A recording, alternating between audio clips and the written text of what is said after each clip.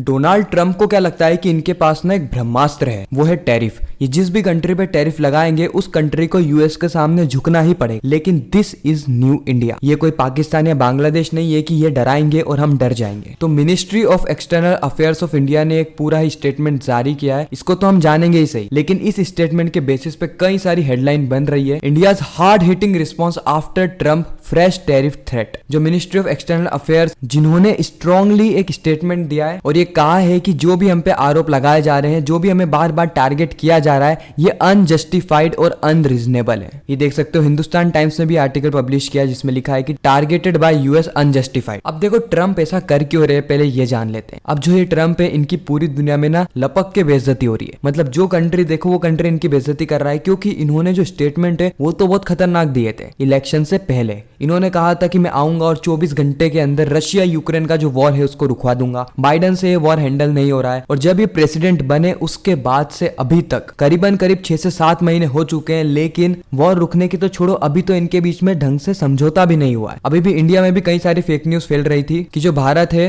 वो bilateral agreement को वापस से रिव्यू कर रहा है, वापस से हम चेक कर रहे हैं। No review of pact duty on US good, ministry of external affairs speculation over India response to Trump tariff, disinformation being spread. तो ये पूरी फेक न्यूज थी। अब देखो ट्रंप करना क्या चाहते हैं कि जब इनकी रशिया यानी पुतिन से दाल नहीं गली, इन्होंने बहुत कोशिश करी कि यार पुतिन हमारी बात मान ले, पुतिन बात मान ले, समझौते के लिए कम से कम बैठ तो जाए, लेकिन पुतिन तो समझौते के लिए तैयार तक नहीं है। अब जो ट्रंप है उन्होंने नई नीति अपनाई। उन्होंने सोचा कि यार चलो देखो, अगर रशिया में हमारी दाल नहीं गल रही है तो क्यों ना हम इंडिया पे दबाव बनाए, क्योंकि इंडिया जो है वो बहुत ज्यादा मात्रा में रशिया से ऑयल खरीदता है। तो अगर हम इंडिया पे दबाव बनाएंगे तो कहीं ना कहीं इंडिया पैनिक में आ जाएगा, और इंडिया पैनिक में आएगा तो वह रशिया पे दबाव बनाएगा, जिससे कि रशिया नेगोशिएबल ग्राउंड में बैठने के लिए तैयार हो जाएगा। खैर भारत ने यहाँ पे रिस्पॉन्स दिया है। भारत ने सबसे पहले तो ये कहा कि हमें टारगेट किया जा रहा है यूएस और यूरोपियन यूनियन द्वारा, क्योंकि हम ऑयल इंपोर्ट कर रहे हैं रशिया से यूक्रेन कॉन्फ्लिक्ट के बाद। अब भारत ने ऐसा कहा है कि हम ऐसा इसलिए कर रहे हैं क्योंकि हम जिनसे ऑयल इंपोर्ट करते थे यानी मिडिल ईस्ट, उनसे तो यूरोपियन यूनियन ऑयल इंपोर्ट करने लगा, क्योंकि इनकी अब रशिया से बन नहीं रही है, रशिया यूक्रेन कॉन्फ्लिक्ट से रिलेटेड। तो जो हमारे पास ऑयल खरीदने का साधन था वो तो चला गया, इसलिए तो हम रशिया से ऑयल खरीद रहे हैं। साथ ही भारत ने यह भी पॉइंट आउट किया है कि हम ये जो कर रहे हैं ना